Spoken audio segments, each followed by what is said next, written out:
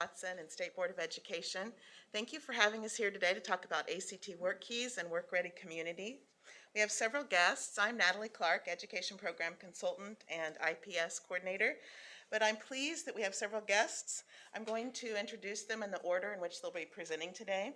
From Circle USD 375, we have Breahna Crawford. She is their Work-Based Learning Coordinator and College and Career Advocate, and Circle is a Phase 1 Work-Based Learning Pilot District. And joining her is Jordan Buxton. Jordan is a Marketing Director at Gravity Works, and Butler County is an ACT Work-Ready Participating County. Also joining us today from Wamego USD 320 and Pottawatomie County, we have Jack Allston at the back. He is Executive Director, Pottawatomie County Economic Development Corporation, and we have Jina Kugler. She's the counselor at Wamego. Wamego is a Phase 2 Work-Based Learning District, as well as an Apollo 2 Redesign District. And joining us virtually is Cheri Tune. Cheri Tune is the consultant for Work-Ready Communities from ACT. She'll be available to answer any questions that you might have regarding Work-Ready Communities. Today we're going to talk about how the ACT WorkKeys and the data that's given to students from that process, if they earn an NCRC, can help inform the individual plan of study in several different ways. It can help them learn about different occupations. It can allow them to have an artifact of a national certificate to put in their electronic portfolio.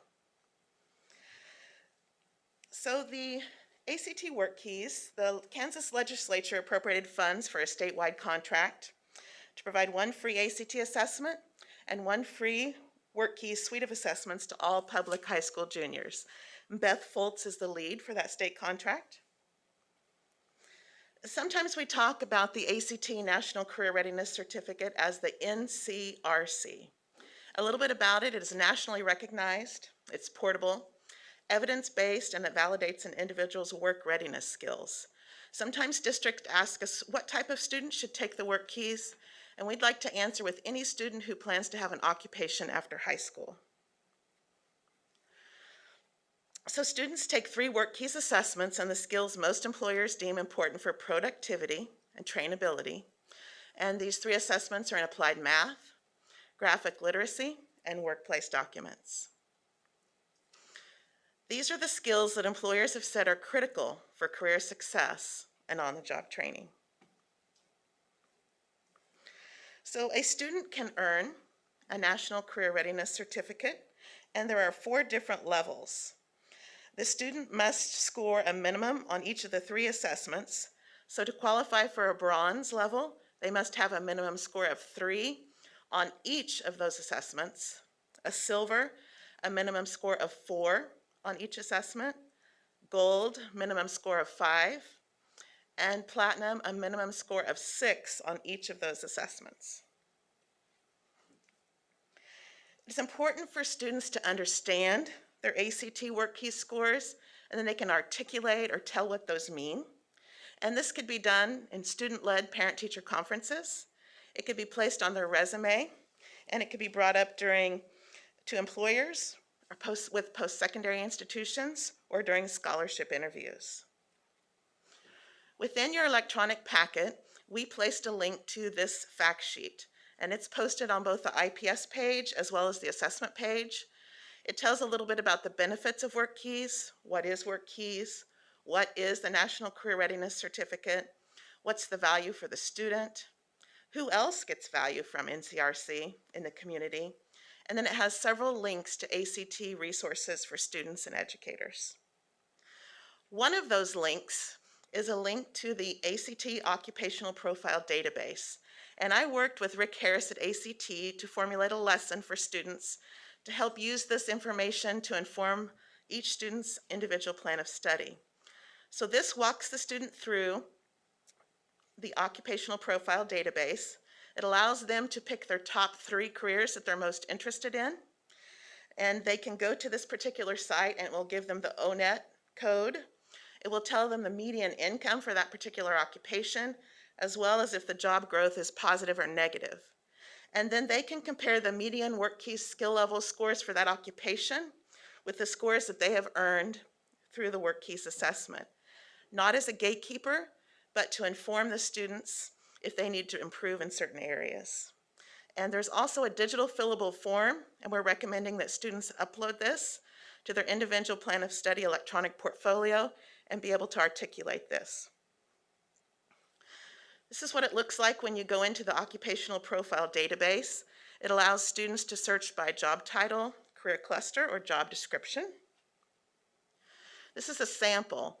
I search the finance career cluster, so it brings up a list of occupations, and it notes if they're green for a green outlook industry, or if it's a bright outlook, or if it's an occupation that's expected to grow rapidly. And then you can determine what the median skill levels are for those 3 assessments, the applied math, workplace documents, and graphic literacy. It also takes you directly to ONET, where you can determine the average wage as well as employment trends. And this particular occupation, it shows it is a bright outlook job occupation. And then this is a really helpful resource. We ask students to research their career interests and place an artifact of that in their electronic portfolio.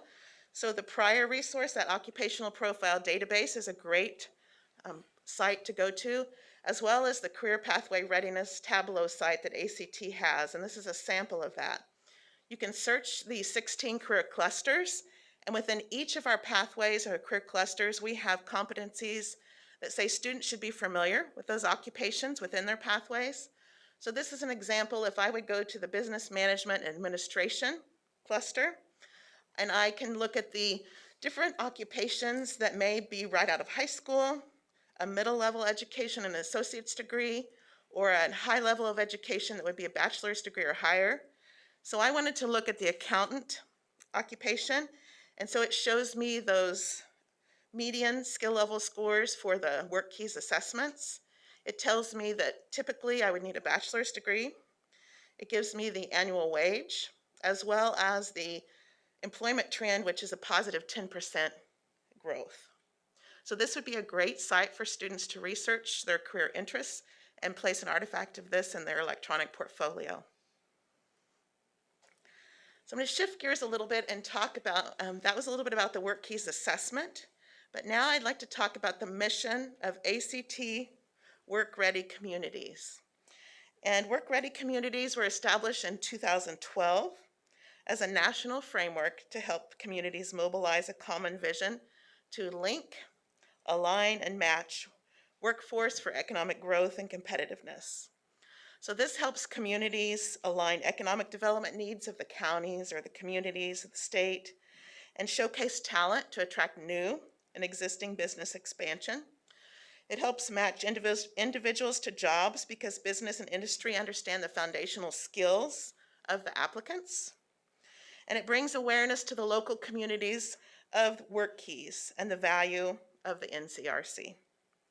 And finally, it links education with workforce so that educators know what business and industry needs, and all the partners in the communities are speaking the same language. So this was a link that was included in your electronic packet. It goes directly to the Kansas Work-Ready site, and this site is updated often, but it shows participating counties in blue, and Butler is a sample of a participating county, and it shows gold certified counties in gold, and Pottawatomie County is a sample of a certified county.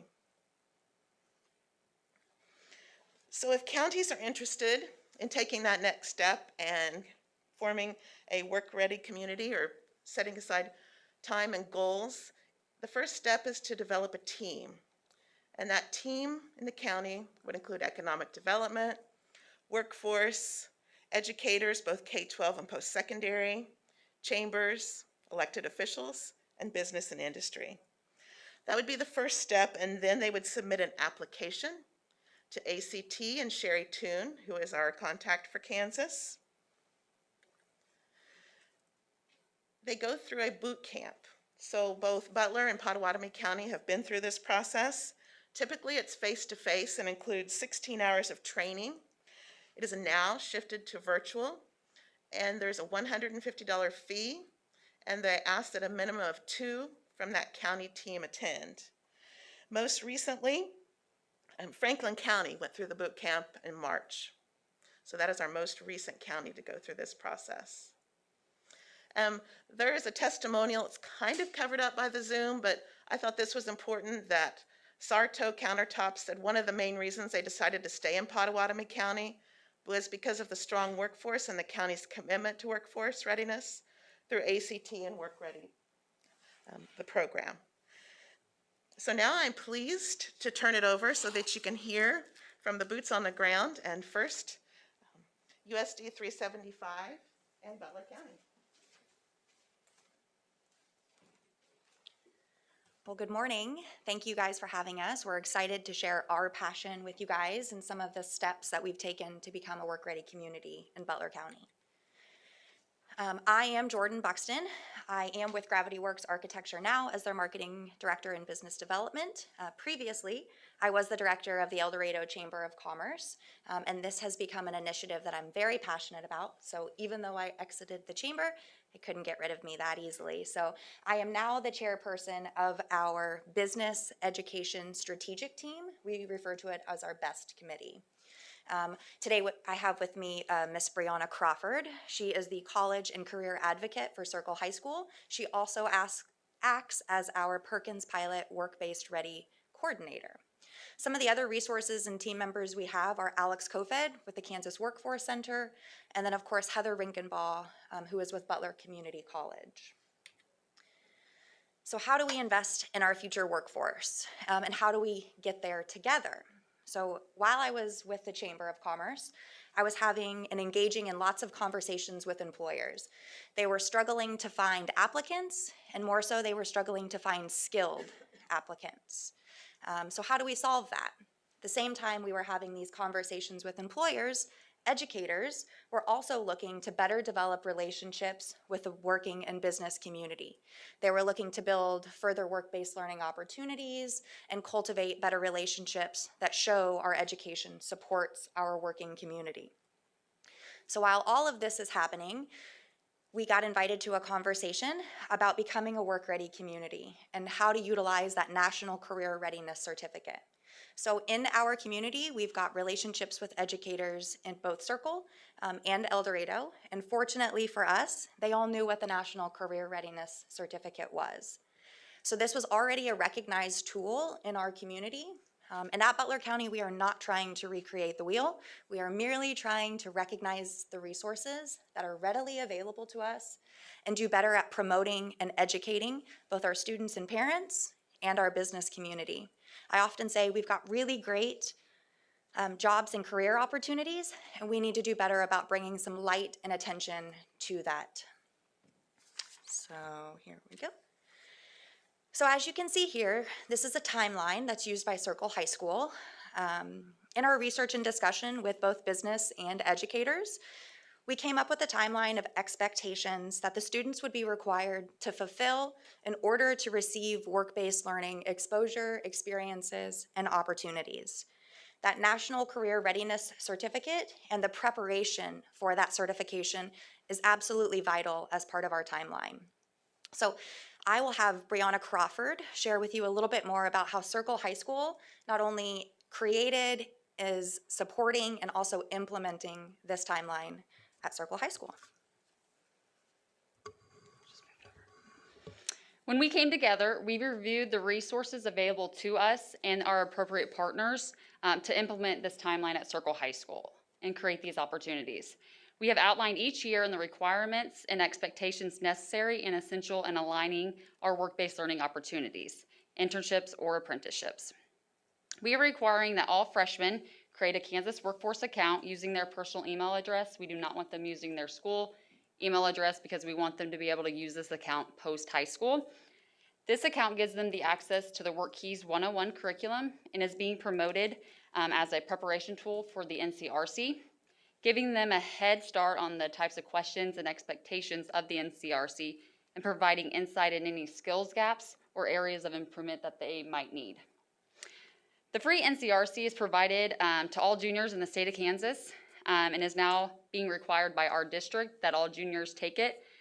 This year, early spring, we had 70 juniors take the test at Circle. So we are very happy with that number. Obviously, we would love to see all of the students, but we can also tell that our education and promotion on the certification is reaching our students and parents. So we're looking for those numbers to continue to grow. As Breahna mentioned, these students take this test as juniors. A lot of times they don't get the information back on their scores before they're making choices for their senior year and classes. Sometimes we would love to be able to identify those skills gaps and then make choices that might improve upon those areas. But because of the timing with that, that's where our partnership with the Kansas Workforce Center comes in. They allow and support and provide resources to us that help to implement early on in their freshman career and will prepare them for that National Career Readiness Certificate. It also helps to align opportunities for those students. We are absolutely lucky that we have such a great partnership. That Workforce Center local to us is so vital in getting this information out to both education and business partners alike. And we just want to make sure that we promote that those resources as much as possible, because we recognize that the Workforce Center is not only helpful to employers, but also to our education partners. So as you can see, this is our Essential Skills Certificate. Students work on keys to employment, the workplace etiquette, and the essential skills that they need to maintain and keep a job. It's another great way that we partner with Kansas Workforce, Alex Kofed, in our Essential Skills Certificate. As a sophomore, this is a timeline requirement, and it was provided to 90 of our sophomores in early spring of 2020. Given this year's obstacles, we are working on Train the Trainer. So Alex Kofed is training me to be able to give that Essential Skills Certificate in Circle High School. It is our goal at Circle High School for our students to stack credentials.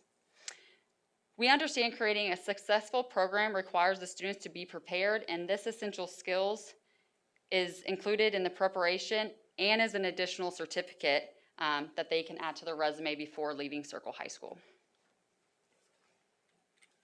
Again, we're finding in our conversations with employers, not only are they missing out on some of the trainable skills, but those essential skills. So this certificate gives our applicants or students a leg up in a standard in which employers will be able to gauge. So workforce development, where are we today? As we were having these conversations, and we do represent Butler County and working with those other schools, we recognize the importance of needing to speak a similar workforce language. This initiative really gathers all of those tools and helps us to unify and collaborate. Schools and employers are going to be looking at similar things. So in Butler County, we've got 9 different schools that we're building relationships with, becoming familiar with their CTE programs, listening to their goals and directions, and of course are hoping to grow this program. This is already free and at their fingertips. We are just there to support and promote it and bridge that gap in between the education and the business community by promoting this certificate to the businesses. I refer to this as a symbiotic initiative because while we are pushing this to our students, it will be a very hard ask to get them to electively take another exam or certification if the business community is not recognizing or recommending that certificate. So parallel there. All right, so Natalie had mentioned earlier about work-ready community. Butler County is working to recognize those goals. We are at 90%, and these numbers are updated. I say that, you can see we haven't hit a few of our goals. That emerging category, that's going to be those juniors. We do not have the numbers from the 2021 testing season, so we do expect those numbers to climb more. Fingers crossed we can meet those goals.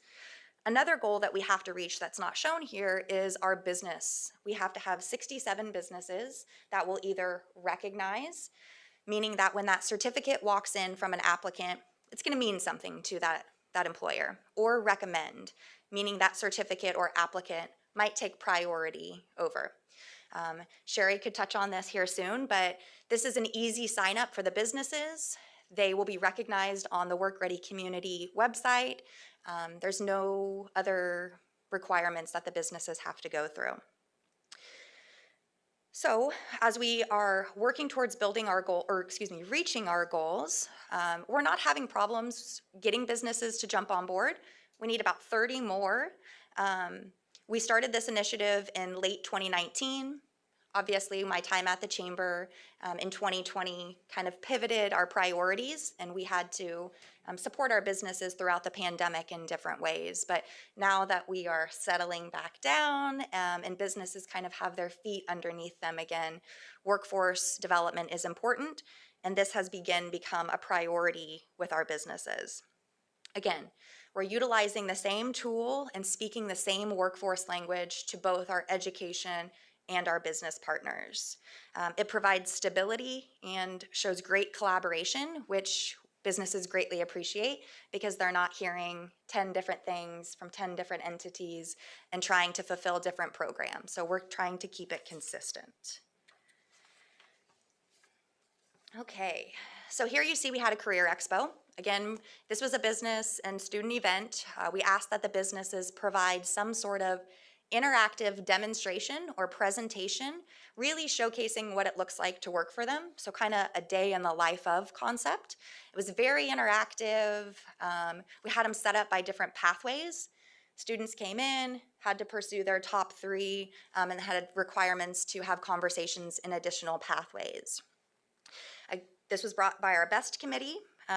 Again, we host events that provide exposure and opportunities, looking to bridge that gap in between our business community and our education partners. We had nearly 60 vendors, our business vendors, and just under 250 students attend. We provided information in their business packets that told them all about what the National Career Readiness Certificate is and the initiative within our county, which we refer to as the Butler County Act, ACT, pun intended there, and our Workforce Enhancement Project. So they received information about this. And then, of course, we are hoping that next year, or I guess it is 2021, this year, that we will be able to again host an in-person event. Because as Breahna mentioned, having that essential skills and that exchange between students and businesses is a priority for us. We will recognize students who have received the NCRC and their achievements by prioritizing them to the business vendors and are encouraging the businesses to engage with these students in a professional manner. These students will also be prepared to communicate their interests and are being tasked with developing relationships and opportunities that could provide them with work-based learning exposure, such as job shadowing, mentoring, intern, or apprenticeships opportunities. We are supporting development in students that will provide the necessary skills to create their own opportunities. In advisory to prepare for the Career Expo, we had our students build their resume, create a business card so that they could not walk around with just a resume. The business card had a QR code that linked to their resume. We did mock interviews and questions, prepared them for questions that they could ask the vendors or what questions the vendors might ask them. We worked on firm handshakes, eye contact, the essential skills, and apparel. One of our students showed up in a tux. But they got really interactive and they loved the day. And that's just helping them prepare them for a future internship or a job opportunity after Circle High School. So again, we're working really hard in the county to promote this certification tool and help businesses better understand what this is and encouraging them to use it as a vetting tool. Anytime you have a conversation with a business asking them to do something, of course they want to know what their benefit is going to be. We promote this tool as a vetting tool. Unfortunately, employers will spend 6 weeks to 6 months really understanding if that applicant that they just hired were actually honest and truthful on their resume, or if they just were really good at Googling a resume. That's time and money, and part of a process that we just don't want employers to have to go through. So this acts as a proof or a standard in which both the education and our business community can identify. It doesn't necessarily mean that if you have a bronze certificate that you're going to be able to walk into a manufacturing facility and understand how to operate machinery. right? But it does indicate that that applicant or student has the necessary skills to learn how to do that job, so they are trainable. So as you saw earlier, Butler County is close to reaching our goals, and we are lucky and fortunate enough to do that because we do have the resources available to us. I can't speak their praises enough in the Kansas Workforce Center and the opportunities that they provide to our community through the WorkKeys 101 curriculum, which we provide as preparation to the National Career Readiness Certificate, and that essential skills involvement. They're also really great for employers. It's a free resource, and we are fortunate enough to have a large industry partner, Holly Frontier Refinery, one of our largest employers in Butler County, and they have been long advocates of the National Career Readiness Certificate. They actually require that all applicants have to have this certificate in order to even apply for a position there. What makes Holly a little bit different too is that they've had some of their jobs profiled. Natalie kind of touched base on this. You saw the NCRC comes in levels of platinum, gold, silver, and bronze. Within those levels, there are also scores. So somebody has followed the different positions at the refinery and have not only the level necessary, but the scores within it. Because as we're talking about our recruitment efforts in workforce development, a level in that is also retention efforts. So informing and educating our employers about certificates is great. What we don't want to happen is misalignment. So if you have a gold certificate, but at maybe a lower skilled job, probably not a good retention effort. That employee may feel under-engaged or under-challenged, probably not going to be able to retain them for so long. So we also stress recruitment, this is our recruitment efforts, but retention, these opportunities need to align appropriately. Okay, so here you see, I mentioned that we're still about 30 businesses short. On the left there is our sign-up sheet. Very simple and basic. We are happy to do this for employers. We also provide them with the information on how to hop on to the Work Ready community website and sign up. But this is just another way that we partner with the Chamber of Commerce in order to reach our business community. There on the right, you will see a list of kind of some work-based learning exposure or experiences. We are working to kind of create a clearinghouse of opportunities for our education partners. So then that way, when we have an individual or a CTE pathway that's looking for a community-based project or having a speaker come in or a tour, we have a clearinghouse and database of businesses that are willing and able.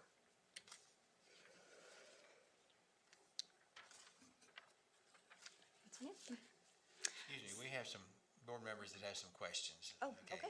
Ann, let's start with you. Thank you. I really appreciate the presentation. Well, about a year ago in February, we met in Shawnee County. We were on the edge of setting up our boot camp, you know, and everybody's engaged, and that was right at the end of February, and then none of that got to happen. So we're getting ready to try to pull that team back together. But one of the things that came up was that a lot of businesses around here were saying, we have our own assessments. We don't, you know, want to use another assessment in deciding who to hire. Have you run into that, and if so, how did you handle it?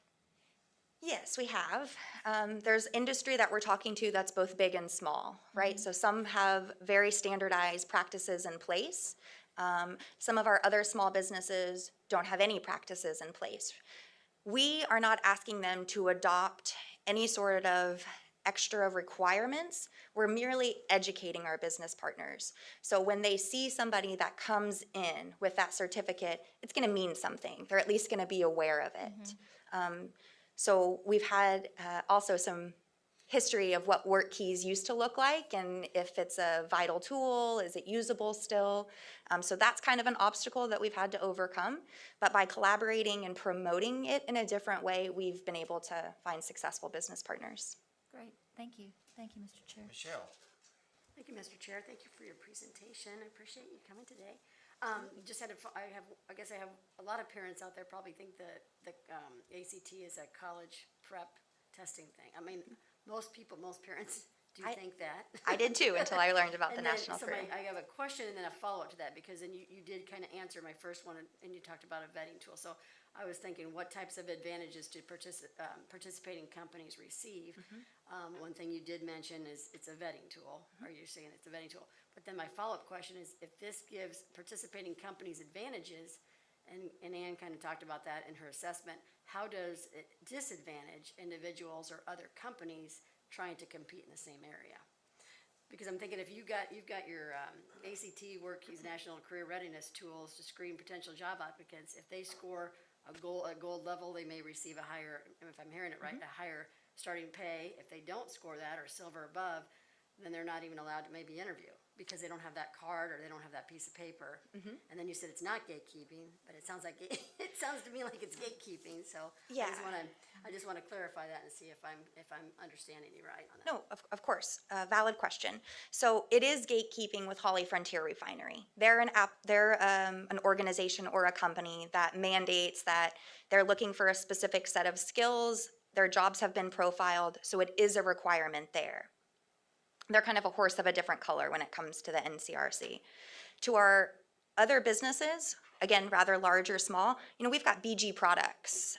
We've got a manufacturing facility and a distribution center. They're a very well-versed company. They've got their own practices in place, but they are another organization that if somebody walks in with that certificate, if they're youth, they know that they've taken it and taken that initiative as a junior, which should say something. But because we have a local workforce center, a lot of times when job seekers are looking for open positions or what types of testing do I need to apply, that certification is provided to them, again, just as a credential that they can stack and an additional resource that they can provide to the businesses. So most of our employers aren't aware that there are scores within the levels. That's not going to be found on their certificate. They can have that conversation with the applicant, but that's not going to be evident. So that is part of our retention, is making sure that as we're promoting it, we also want to see alignment, which can sometimes be a difficult conversation. I don't know that we have enough momentum with it that it's really affecting the pay scale of those applicants. But again, we would have to speak with those employers that are utilizing it to better understand. Thank you. You're welcome.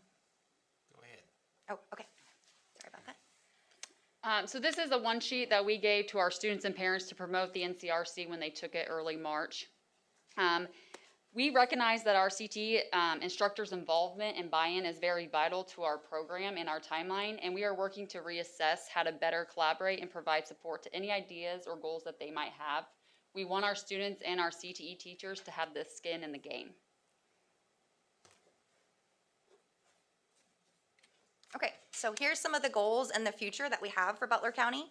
Of course, we want to continue to expand that schools within our county, Butler County, are also requiring that their juniors are taking this. We want to encourage more business to use this as a vetting tool, reach our work-ready community goals, and then we are working with Butler Community College and how to translate that as credit as they enter into post-secondary education. But something I do want to mention is that we understand that this initiative has become a pillar in the foundation of our workforce development. It's kind of the standard and tool in which we're building all of our other programs, requirements, and opportunities from. And as we continue to promote and grow this certification, specifically in El Dorado in Butler County, we have our economic development organization, El Dorado Inc., that has just recently launched a pretty aggressive marketing campaign that's recruiting manufacturing or industry to an industrial park we have in town. They've got a beautiful website, really great information. But part of that information is about our workforce initiative.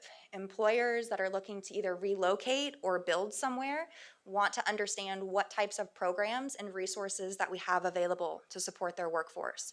So not only do we have a local workforce center that can provide applicants and training, we've got education partners that are also working to support more skilled applicants.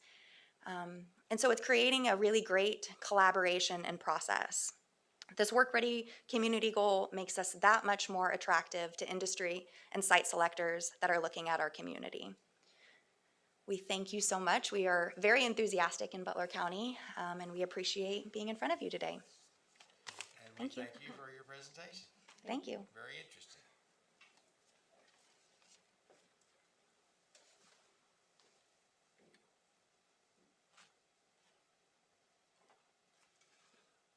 So I'm not going to go into all the details of my presentation because we really need to get to Jina.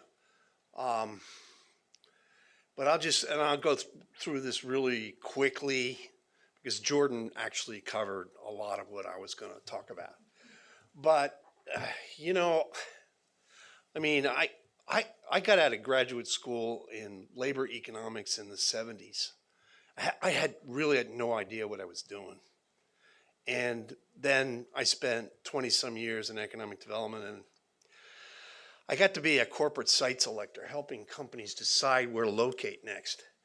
And we really handled the workforce labor side, but there was no tool.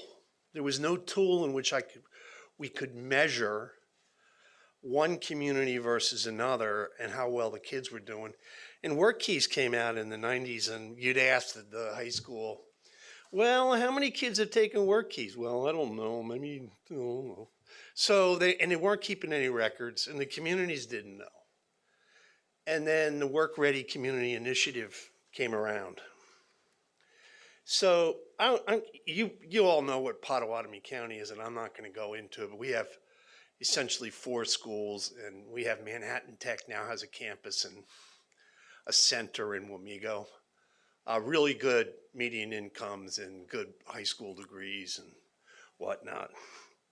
Really kind of blessed. We're a 501c6. We have 75 investors. So we have private sector money, we have public sector money, and we have real estate money. And since I'm an old site selector, I've done these labor analysis. I don't flaunt them at anything, but we just completed our 3rd. And we did a labor and targeting study in December 14th, and I figured this place has got a big labor force problem in that there's not enough workers. So we formed what's called the Business Education Workforce Roundtable, and one of the co-chairs was Daryl Stuffelbein, who is now in Lansing, superintendent there. And this is the actual process that we went through with business people. You see the HR director for RTech down there, the human resource director for First Community Bank, Joe Bruner, who is the local Kansas Works director. And we worked on this in 2015, all throughout 2015 and into 2016. We formed what's called the Strategic Workforce Implementation Plan, of which career readiness was actually at the top of the goals. So this talks to you a little bit about the amount of volunteer work, elected officials, municipal leaders. Governor Kelly was a senator then, and she actually participated in one of the 2 roundtables. So the 6 goals, number 1 is enhancing employability skills. And there were employers on that roundtable that said, WorkKeys is the way to do it. And actually we had testimonials from some of them get up and said, we got to test everybody on WorkKeys. And then enhancing career clusters and pathways was the 2nd goal that was really wrapped around the school districts. So the follow-ups are that one company is using WorkKeys at the plant for the current employees, and then also using it in a plant in Mississippi.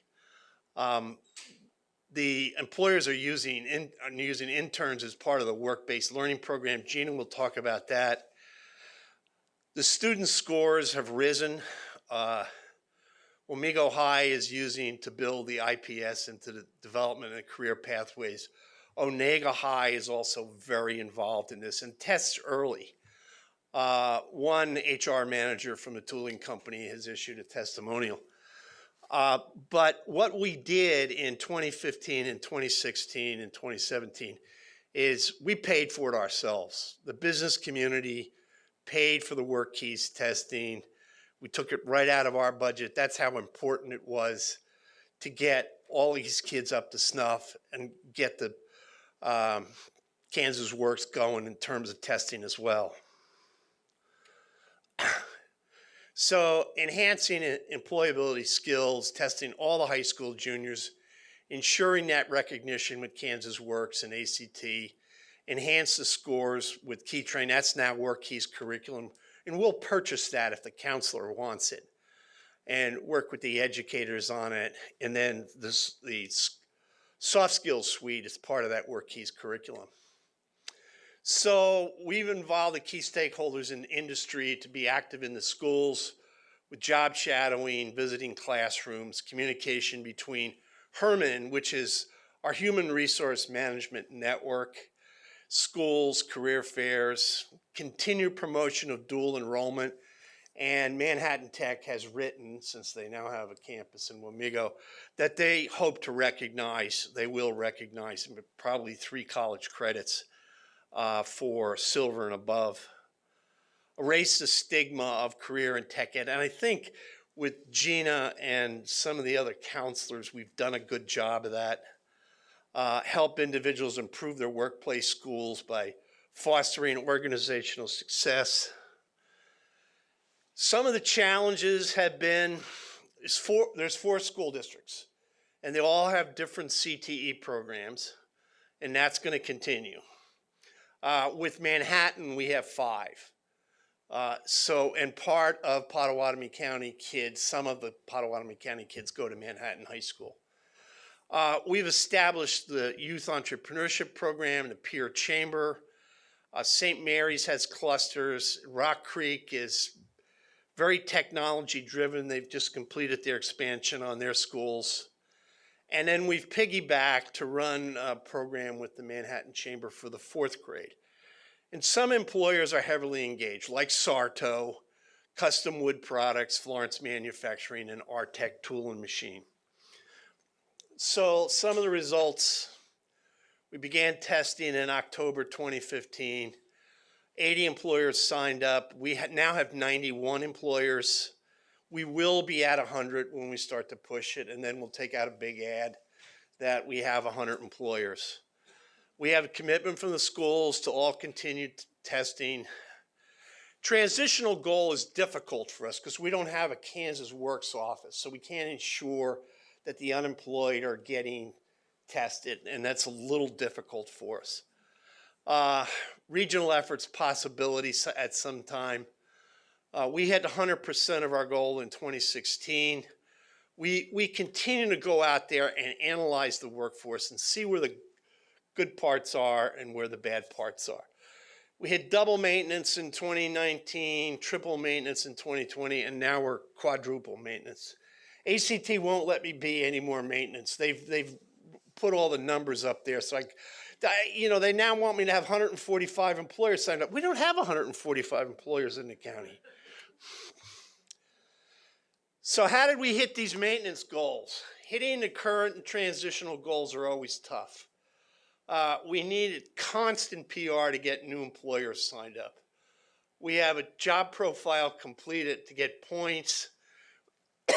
We get testimonials from existing employers, site selectors. Since I'm an old site selector, it's easy for me to call somebody and get a testimonial. We've spoken at ACT events, and we held a boot camp in Manhattan, and it was very successful. Cheri was there. She ran it with us. Jina was there. And we'll do it again. Just somebody's got to ask. Run a boot camp, but we'll do it. So the progress is, and I owe this to the teachers at Wamego High, and it was true in Onega and Rock Creek. The scores in 2019 to 2020 increased dramatically. Now, that's what the site selectors see. and they see that us compared to some of the communities in the South, we're much better. And I ran another set of slides, which you'll get later, on some of those scores in southern communities. And those are the Rock Creek scores from 19 to 20. So platinum went from 14% to 27%. So what does the NCRC say? It's a commitment to a stronger workforce. Companies, employees, education, validating skill levels. As an old site selector, I can take Greenville, South Carolina, and put it next to Greensboro, North Carolina, and take a look at these WorkKeys scores, and then I'm saying to myself, hey, I see a lot of gold and silver here. This might be the type of community I need to be at. And I think we've proven that in Pottawatomie County. So that's our boot camp. Pratt, Bourbon, and Lyon counties attended that with us. And that was our employer panel at the boot camp. You see Kansas Works there, Buyer Construction, Pottawatomie County, Champion Teamwear, and Midwest Concrete, all testifying on behalf of WorkKeys. And we celebrate our platinums. So it's a lot of successes. I'm just going to hand it over to Jina, and she'll talk about what's really going on. So I'm Jina Kugler, professional school counselor at Wamego High School. And, you know, when I first started in counseling 20 years ago, it would have been unusual to do presentations with our executive director of economic development. So even though now this all makes sense and it's almost like a well duh, of course you want to be working with your business and industry and your economic development.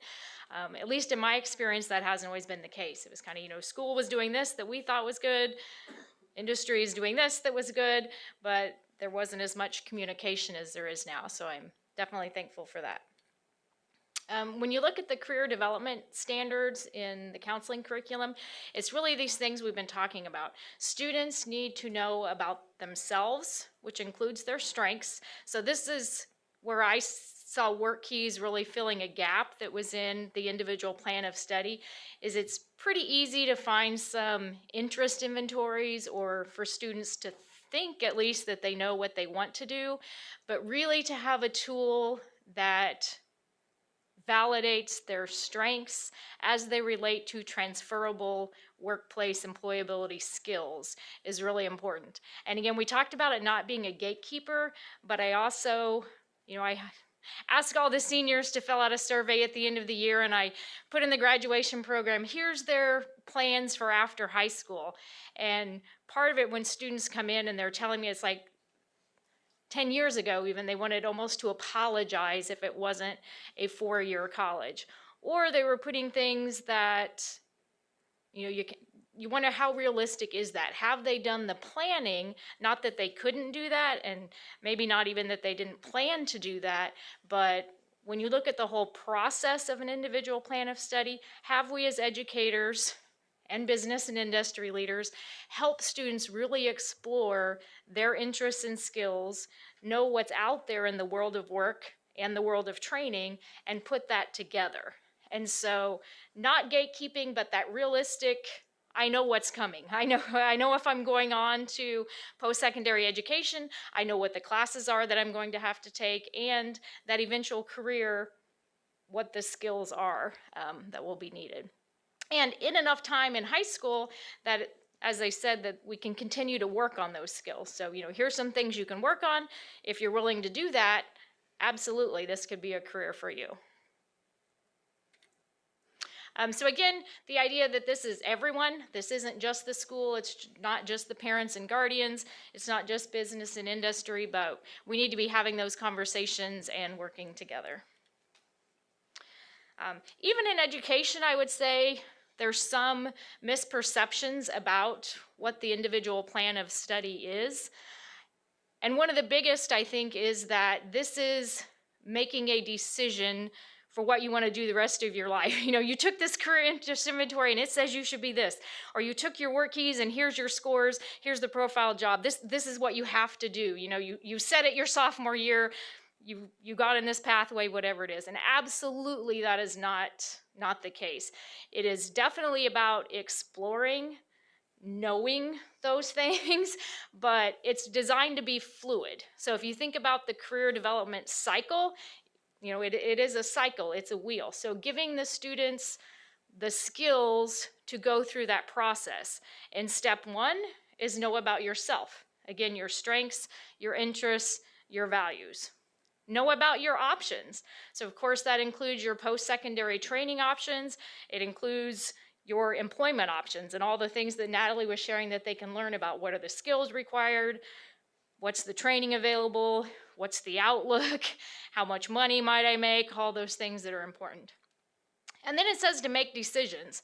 And I would add to that, make informed decisions. So they need to know these options and know about themselves to make good decisions. I think the more information you have, the better decisions you will make.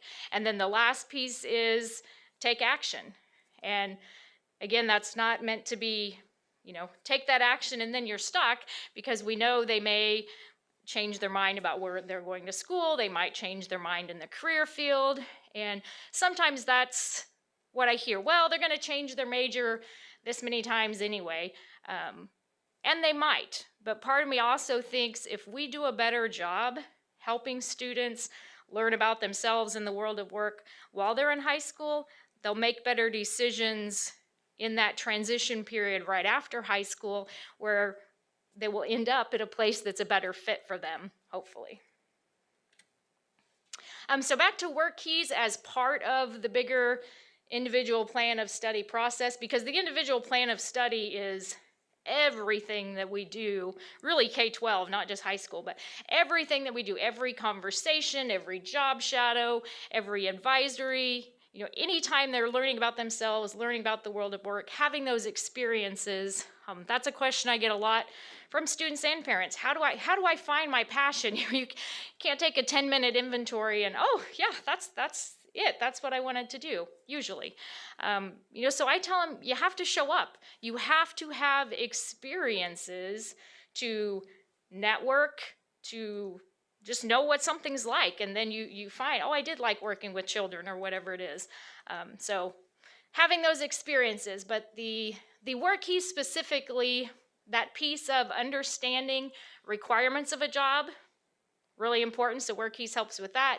Measuring their skills, developing those skills, so again, that it's not too late, and it's not too late even if they've already graduated. They can always improve their skills.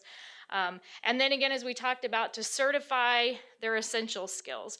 So as we are really building our work-based internship program, some of the hesitation I've seen from employers is that misperception, you know, I'm going to be babysitting these students, or what am I going to do with them? So for students to come in and say, here are skills I can validate I have.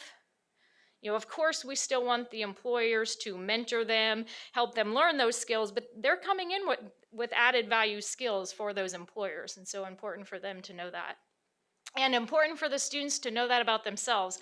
I have a video that you have the link, but I won't have time to show, but one of my current seniors, who will be the first to tell you, he sees no point in reading Macbeth, you know, and he's just completed a CDL class and is working on that licensure, and he came to me making the case that, well, I'm going to be reading and studying this CDL manual, and in my WorkKey scores, my highest area was workplace documents. I know how to read the things I'm going to need for my employment, you know, and I just sat there and, you know, he was trying to get out of his English work, but I thought, this is awesome that he can communicate that about his skills and specifically how they're going to transfer to what he wants to do after high school and his WorkKey scores, so I loved it. These links were actually the same ones Natalie showed, so I send out a letter to all of our junior parents and then a PowerPoint to our juniors, because as like Jordan said, it's, you know, to tell a junior, oh, you're going to take another test, they're like, what? But they get really excited when you talk about, we've talked a lot about the value to industry, the value to a student to say, this test is about you. This is a test for you to see what are your skills as they relate to a future career of interest. And for some students, they have a strong idea of what that would be. Great, there are tools to look at that career, look at your scores, see if they match. And if your scores are lower, what are some things you can do to improve those skills? If they're higher, as was mentioned earlier, that's something for the student to think about as well. Will you be challenged in this career, or you're not using your math skills and you're really strong in that? So helps them look both ways. And if a student really doesn't know what they want to do, okay, then plug in your scores in ONET and see what are the careers that come up. It gives them a starting place to do some of that exploration. And parents really are on board. So the question about, ACT being a college entrance exam, what I find is parents don't always know, they do know what the ACT is, and they don't necessarily know what the WorkKeys is. So in our district, what I do is we require the WorkKeys, and I make the ACT optional. So I'm like, you're right. You're not all planning to go on to college. You may not need the ACT, but your eventual goal is probably to have employment. And parents often email back like, yes, I really want this information. And we are just now getting ready to schedule our individual enrollment conferences with parents, guardians, and the student and the advisor. And so to have students talk about their skills and their interests and all the things they've done, to talk about why I'm choosing my classes for next year because it fits in this bigger process of the individual plan of study is great. As part of a IPS statewide training team that I'm on, we have gone through Dr. Solberg's book about reviewing promising practice in the individual plan of study. And I won't go through all of these, but you can see some of them really directly relate, or the WorkKeys directly relates to those. And I'll highlight some of those as we go through. Having an instrument to store the IPS activities, really more that WorkKeys can be part of that. So as they're completing their portfolio, definitely we encourage them to have it as part of that portfolio, and also their senior interview day portfolio that we use. The very first one that I skipped was a team, and again, 10 years ago, I wouldn't have thought about having my Chamber of Commerce or Economic Development as part of that team, and now it's one of the first things I think of. Another promising practice is align the interests and needs of the school, family, and student. And so one of the ways we do that is with these individual enrollment conferences. I can't even tell you, we've done that since I've been there, 25 years plus, but it used to be, let's just pick your classes for next year. And now you see that's part of a much bigger process and a larger conversation with parents. Another promising practice to tie together all the reform efforts in schools. So my school is in the redesign process, and if you look there, student success skills, of course, with WorkKeys. Community partnerships that are mutually beneficial, absolutely, and real world application, especially these projects and internships. So these are some examples of projects here, the pictures, our peer chamber, working with our Chamber of Commerce. Some of the things students wanted to do was renovate our baseball field, our disc golf course. The chamber wanted to put in a story walk, and so our students did the labor for that, but of course they're learning essential skills as they're doing that. Another practice is that educators have a scope and sequence of the IPS. And so, Butler County was showing that specifically with the WorkKeys. Freshman year, here's what they do. They do that curriculum. Junior year, they're taking the test. Honestly, I had these lessons more just in a calendar, really until this year as part of the training group I'm on. It was like, here's the things we're doing in October and in January for each grade level, but it really was hard for educators to see the big picture of the IPS and how it builds. So having it be a theme-based scope and sequence for each grade level and something different that they're doing each year helps students, parents, and teachers kind of see, oh, I see how doing the WorkKeys curriculum their freshman year is going to help them do better on this NCRC, which will help them communicate their skills to employers their senior year. So seeing that process. And these are just some other examples of some of our community partnerships. Again, looking at, we're pretty fortunate that we have a community college, a technical college, and a 4-year college all within 15 miles. But the promising practice is early access to work-based learning and college experiences. So being able to offer both of that, the concurrent credit, Excel CTE, job shadows, internships. The bottom pictures are of our senior interview day event, which this was our 31st year for that. Our students create a portfolio with their resume, references, cover letter, job application, WorkKeys scores, and go through 3 interviews with someone in their field of study. And it's more of a traditional interview. They also have a luncheon. Again, we talk about everything's a resume, so some of those skills that you'd use more informally, questions that you could ask at the luncheon. The difference that we did this year, I might have some pictures, is the internship program, and Jack sat in on some of these presentations, but this was our first year for a formal work-based internship. In the past, it was, really everybody just sign off and you could leave school and go to work. Now it really is, what are your goals? What essential transferable skills do you want to learn as part of this internship? How can this community mentor help you with that? What are the skills that you already have? Which ones are you trying to improve? And have those conversations throughout that internship. And it's been so much more meaningful. And then at the end of the semester, they present to a panel. So different from the senior interview day where it's more of a traditional interview, it is the students saying, here's the type of learner I am, here's my skills, here's my interests, here's what I value in a career, here's what I've learned as part of this internship, here's where I plan to go from here. And I thought, wow, if that's not the culminating activity that we want students to be able to do at the end of their high school career, then I don't know what is. So that's really impressive to watch.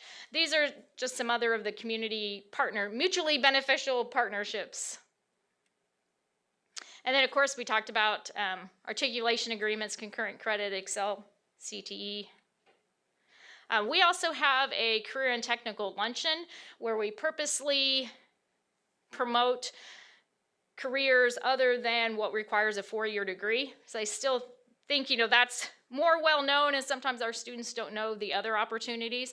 So all of our students who are taking a CTE course are invited, and we have speakers, sponsors there, so they can go around the tables and learn more about those opportunities.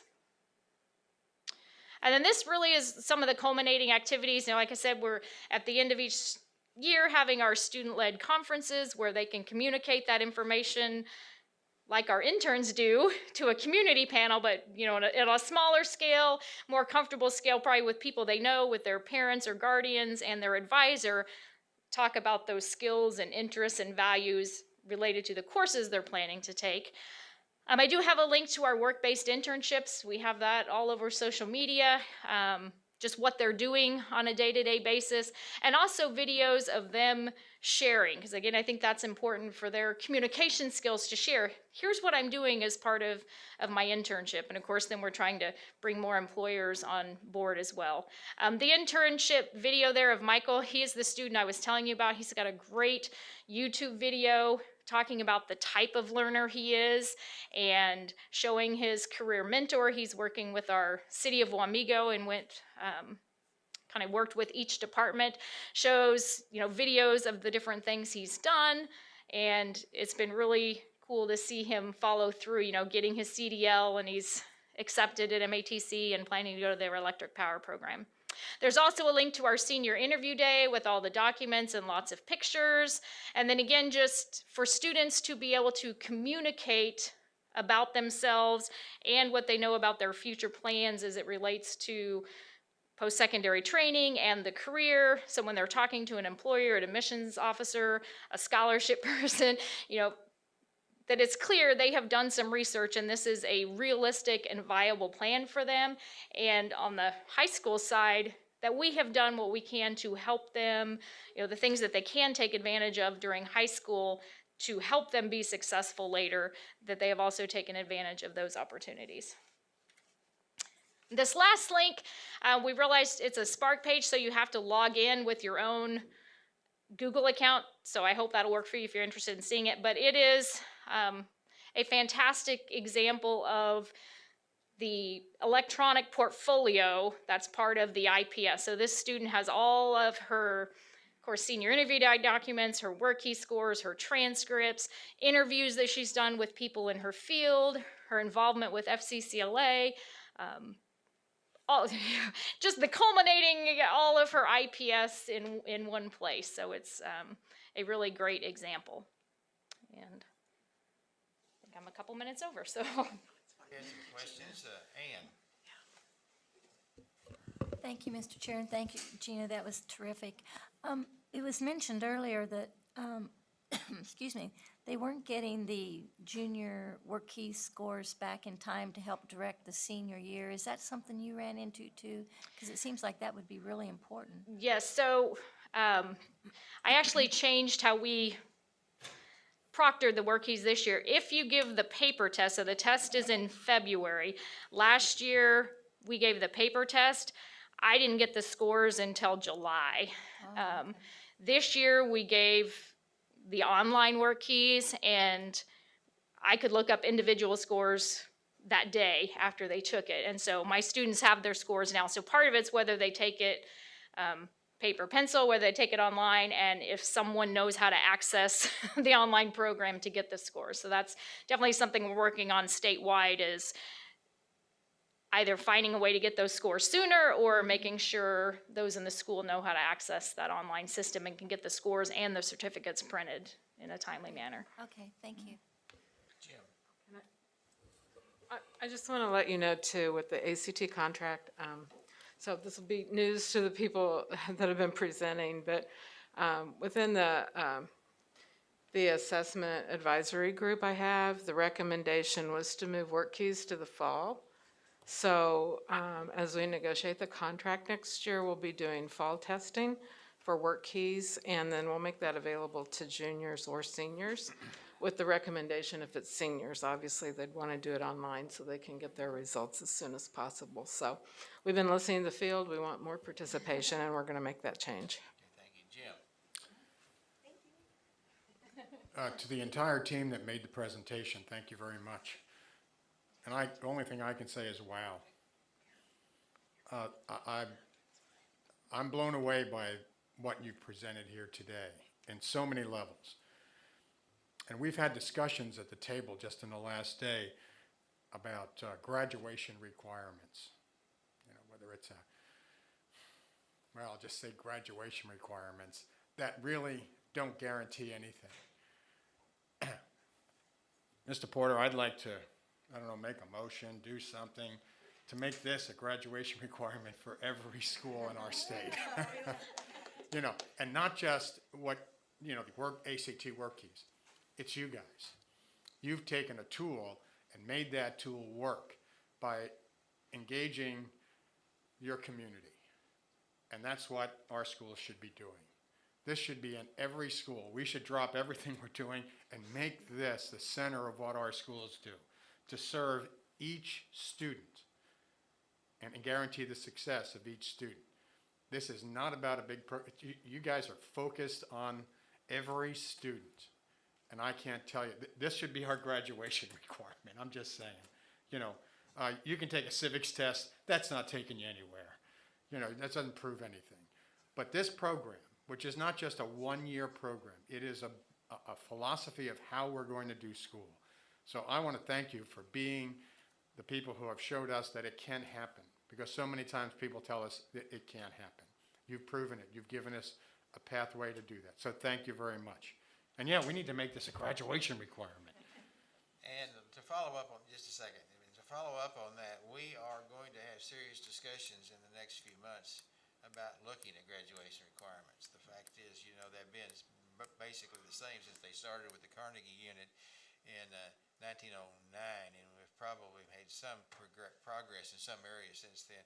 So the possibility that you may be able to make that motion at some point in the relatively near future is a realistic And we thing. need to invite this team to help us understand that as we move forward. Yes, Thank sir. you very I much. just wanted to say that that recommendation is not far off. Because there's states like South Carolina, North Carolina, and now parts of Louisiana and Mississippi, and Cheri could attest to this, and Missouri. And they're testing all their kids, so those site selectors can see those scores. We can only see the scores in a few places in Kansas.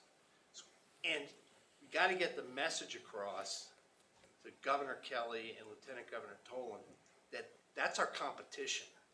And they're beating us because they're testing all these kids in WorkKeys.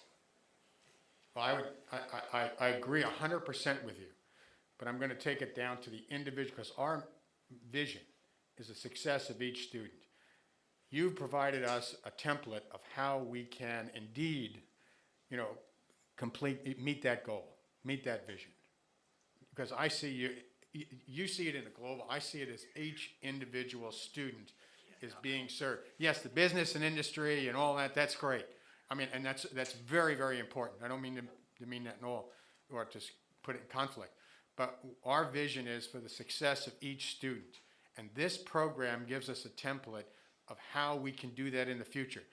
Because Macbeth doesn't get us there. I love Macbeth, by the way. But my track was somewhere else, but not everybody needs it, and we shouldn't have to force every kid to do that. But I'm using Macbeth as a bigger picture. But yes, we ask kids to do things that are not relevant to their futures today, and that's why graduation requirements needs to be reevaluated. And you've given us a template of how we can successfully meet our vision for the success of each student. Only one other thing, and I failed to mention this when I was speaking. Microphone, please. The economic development agents, when I first started getting into this in the 80s, were the bankers. Before that, it was the utilities, then the bankers, like the most important people in your town. And then in the early 2000s, when we got into workforce, it was the superintendents. Now it's the high school counselors. That's the biggest economic development agent we have. And so, like in Wamego, we're blessed. Okay, my colleagues, we're well over time, but however, there are 3 people in the queue for questions, and that we're going to give each of those a chance to ask their questions, and then at that point, I'm going to have to stop this process and move on. And we're going to take all this extra time because this is extremely important, and we appreciate you being here. So, in this order, Michelle, Melanie, and Ben, and at that point, then, we'll have to move on. Go ahead, Michelle. Thank you, Mr. Chair. Yeah, my junior son took the ACT in February, on February 23rd, I believe with a pencil, and he had his results within 2.5 weeks. So we do have him back. Well, it was quick. He thought 4 to 6, but it was like 2.5 weeks. So we do have the results. I just want to make that comment. I can't remember, maybe it was you that thought it was a little longer. And that changed as well, because now they can get their ACT online. Before, we were waiting for a hard copy paper, so those are some good changes that have happened. Yeah, I think the school received it, or we got it in the mail, I can't remember, but he did receive it, so. Yeah, it does make a difference, right, when they take it. What did I do? That was exciting, and then, when it's 6 months later, it's not as powerful. Thank you. Melanie. Thank you, Mr. Chair. I graduated from a Kansas high school during a time when we were get them through high school, right? Just get safe and out the door. So I really appreciate all of the work that you guys have done on this. This is so exciting for me to hear. I love the tie to retaining people in the community is kind of what I put together. If you're training these people, if you can keep them in their local community, if we can keep people in those rural communities, that's a big win. And I'm just really excited that you're working with the business community on this as well. And like you said, you wouldn't have thought to bring them in just a handful of years ago, and they can really play a key part in that. I am curious, I just have one question, if maybe one of you want to answer it. My children are in school in Shawnee Mission. They are younger, and so I know that there are assessments that they can take 7th, 8th grade that kind of put them on a path to what might be a good career. They identify some aptitudes, I think. I'm curious if you're seeing that in your own district. Are Are they starting in middle school and then this rolls into high school because you're talking about starting in junior year? And so I'd just kind of like to hear a little bit about the 4 years leading up to that. So absolutely, it looks differently in the grade levels, but starting in kindergarten or elementary, and they have careers on wheels. So it's more exploration and learning about what's available. One of the things I really took away from having the opportunity to hear Dr. Solberg was a little bit of hesitation in giving a career interest inventory, for the reason that if they haven't had exposure and opportunities to have experiences, sometimes that can be limiting. Answer these questions and then it's going to say, oh, here's a career that fits your interests, and that may even get stuck in their minds or their teacher's mind or their parent or guardian's mind. That really, as much exploration as we can do and experiences, having speakers come in, letting them do multiple job shadows, taking some inventories, but really helping them see a lot of different things, and then maybe start narrowing down when it does come time, should they take their CNA or get their CDL or EMT while they're in high school. And again, even if they do, maybe they decide they don't like it, and that's just as valuable, that they didn't spend a lot of time in school, or they have that support.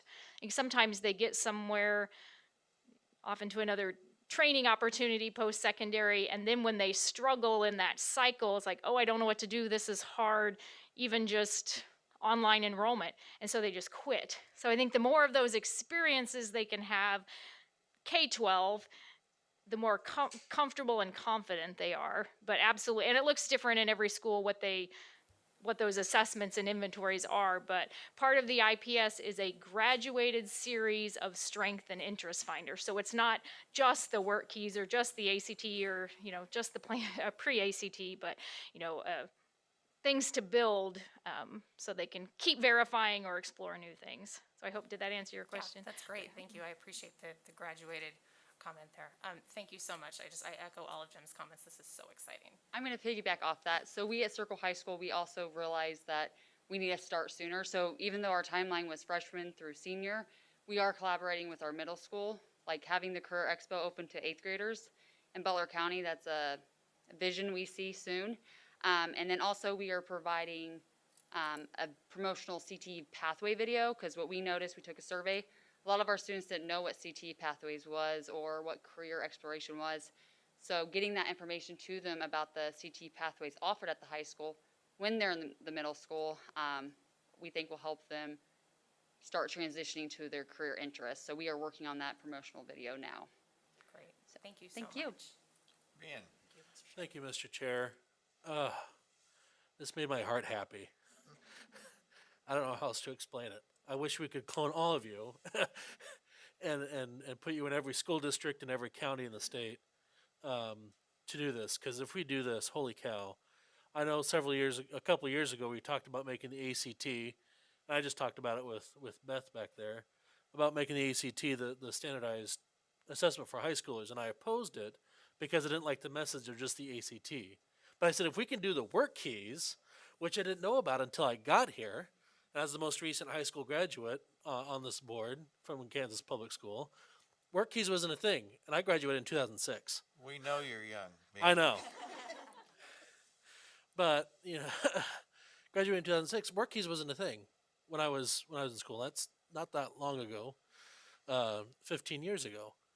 And I wish this were there when I was a kid. I mean, I know it's probably in existence, but it wasn't pushed like this, and it wasn't used as a tool.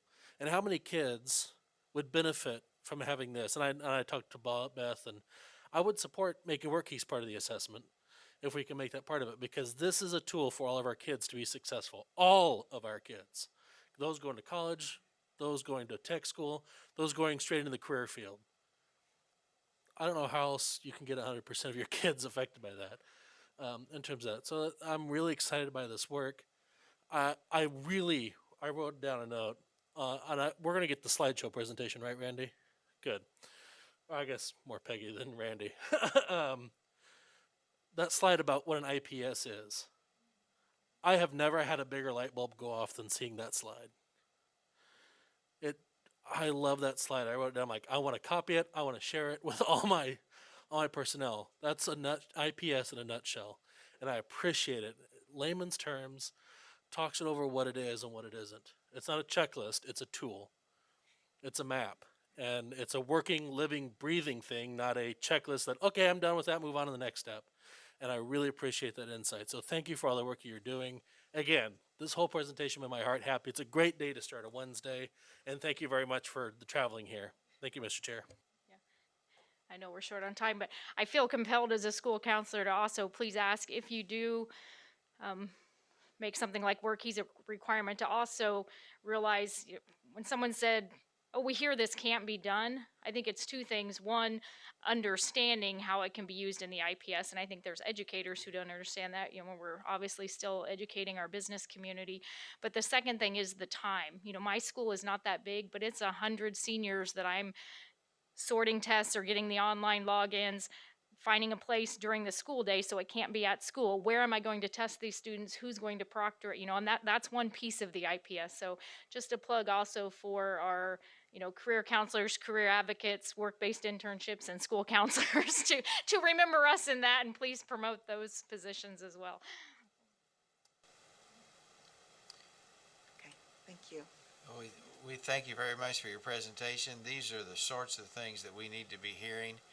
And not only do we need to be hearing, we need to be taking action to ensure that if we in fact believe what we say, that Kansas leads the world in the success of each student, we have to have opportunities for each student to reach their potential and guide them and help them and support them in that effort. So thank you so much for your presentation. I was glad to see that there was somebody else that went to graduate school in the 70s and didn't know what they were doing when they got out. I thought I was the only one. I had no idea what I was doing.